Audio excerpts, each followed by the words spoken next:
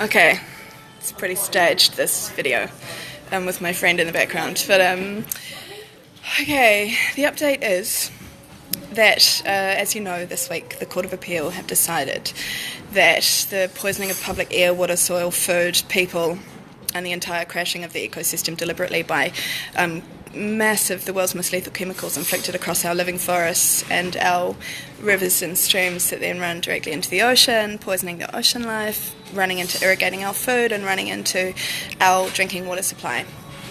It's not a matter of public interest.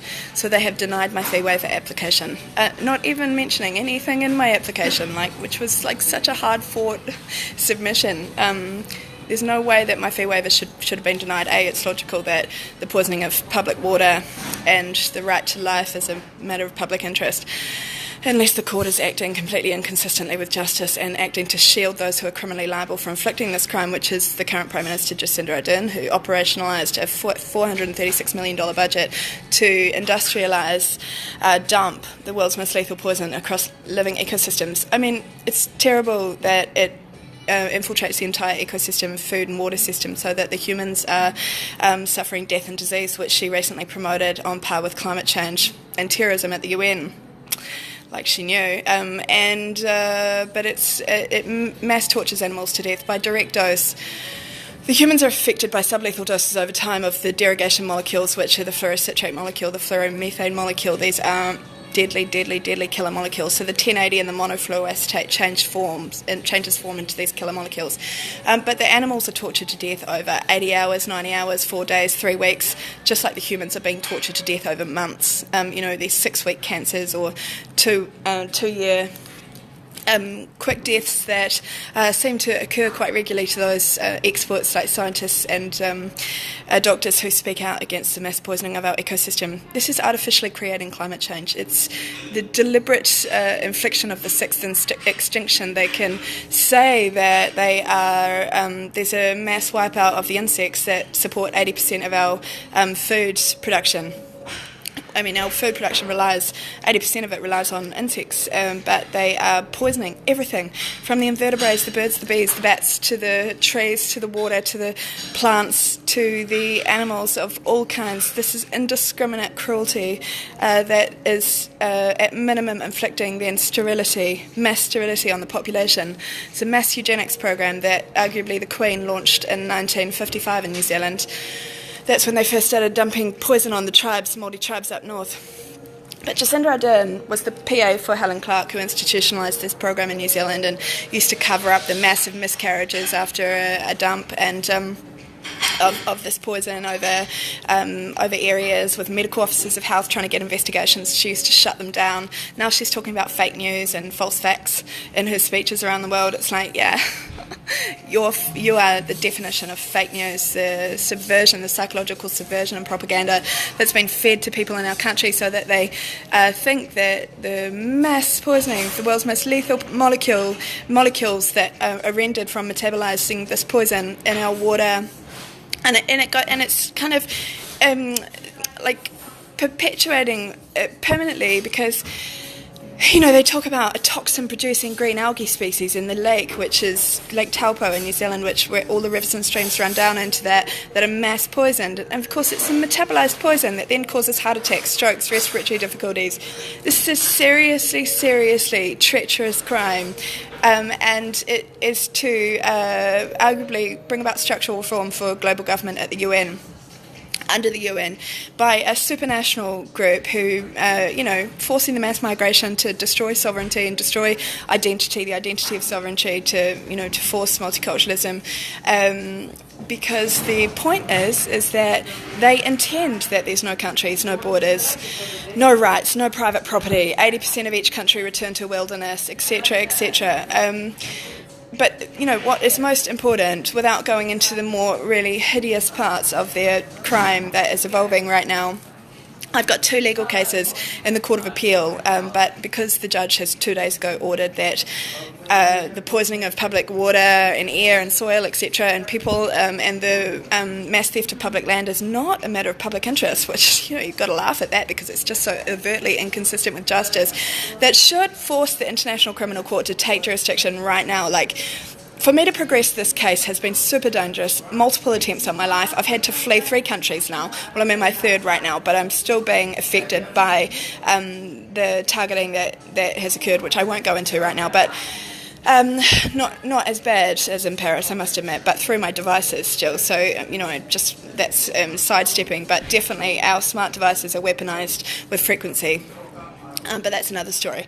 I don't have a legal case on that right now. What I do have a legal case on is to stop the mass structural reform of the theft of all our public land, arguably to create these dense urban settlements in the city that are building an irrational new level of housing to arguably house a forcible transfer of the population from the city from the countryside to the city, as they deliberately toxify the countryside all across the country through these deadly chemicals. Monofluroacetate 1080 is one of them. The World Health Organization says 0 acceptable daily intake. They're dumping thousands and thousands of tonnes. It's 6 kg per hectare of what they've spread in the last few months after my High Court case. The order was that the court doesn't have the power to stop a genocidal extermination by government order, so a government program like this. So now I'm in the Court of Appeal, but the judge has ordered that I have to pay the fees in full, that I don't get a public waiver. So the criminals poisoning our water get tax-paid defence, and I have to produce the funds to protect the public water and air and soil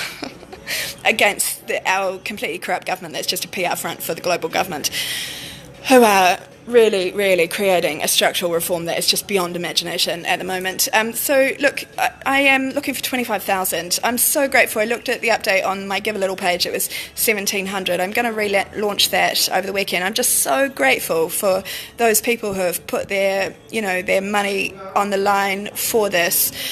I need 25,000 to continue the case at this point, but what I am looking for is a larger amount, because this needs to be promoted. This needs to be brought to the top of mind awareness of everyone across the world, because this is a war on humanity. This is arguably what Michiko Kahu is promoting as the new civilization of artificial intelligence. This is Ray Kurzweil's singularity. These are people who, with the help of the Israeli Innovation Agreement, have the capability through technology in them to metabolize this poison, and their cells can regenerate. Everyone else, all of nature, and all of the populations of wildlife, animals and humans are being poisoned to death in real time. Now, I've only evidenced this happening in New Zealand, obviously, and the International Criminal Court have accepted the argument for review on July 23rd, the criminal claim. I made a criminal and civil claim in New Zealand. The criminal claim has been unlawfully blocked from all 4 courts. I think I put about 17 applications to the poor registrar of the Supreme Court. In the end, because all the other courts were blocking it, they did allow the civil claim to go forward, and then ordered that judge that they didn't have the power to stop a government program. But I mean, it's just been like fighting massive. I don't know what the word is. I know corruption's probably a too harsh a word, but that sort of thing in terms of the mechanisms, the court mechanisms, the registrars, the filing, all the applications have been delayed and lost, and the couriers have been interfered with multiple times. I'd go to print something and a workman would show up and cut off the printer's internet. Another one, a helicopter would fly over and all the printers would crash. I'd literally walk around the city trying to find printers that didn't get sabotaged straight away in order for me to meet my deadlines. I mean, this story is absolutely crazy. Without going into the attempts on my life and how I've literally been harassed and, forced out of countries in order to try and protect my life, in order to try and continue this case. They are, and I want to say again, the experts involved in this case for so long have been killed. Not in my case, but have spoken out and worked and dedicated to stop this crime. So, the more people who are aware of this, the better. The more people who I can engage in helping this case, the better. Because, whilst it's me, obviously I'm a target and I have been a target, the bigger it becomes, this is a fight for humanity, The International Criminal Court are reviewing it. I've argued it's artificially inflicting climate change chemically, and it's also, I haven't argued the frequency, but they are using mass frequency technology on people and on the environment in New Zealand. Look up the mass beaching of whales in the last few weeks. the weather phenomenons, the fact that a lot of the weather is you can test it. It appears to be artificially inflicted, and so they are artificially rendering climate change. It's really an unbelievable sadistic crime. And of course, people trust the government, people trust the media when the government and media are mimicking the same story of absolute dishonesty. Most people who are busy with their lives and have families and have other things going on just accept what they're told. Well, this is the most deadly molecule in water. Poisoning of water or poisoning of the well is the worst crime in the world since the beginning of time. It has to end. So I'm looking for at least 25,000 at the moment to cover all the court fees and the costs, and there'll be more court fees coming up. So that's really a first round. I'm looking for to help build the evidence arguing the International Criminal Court's requirement, really, to take jurisdiction on this crime. We are suffering real-time chemical weapons attacks in New Zealand. It's unacceptable, and justice internationally is failing the responsibility to prevent. The Prevention of Genocide statute that formed the base of the Rome Statute is being failed at the moment because the early warning signals are there. I gave them. As I said, at 6 kgs per hectare, we've had enough chemicals dumped to poison around 300 million people easily. At 2 kgs per hectare, it's around 100 million people. It's insane. So look, I am going to finish my video. Please consider donating. If you can think of who might consider putting forward a large sum, like a 250,000 sum, so that we can really market this situation, that'd be great. And cheers, that's my update.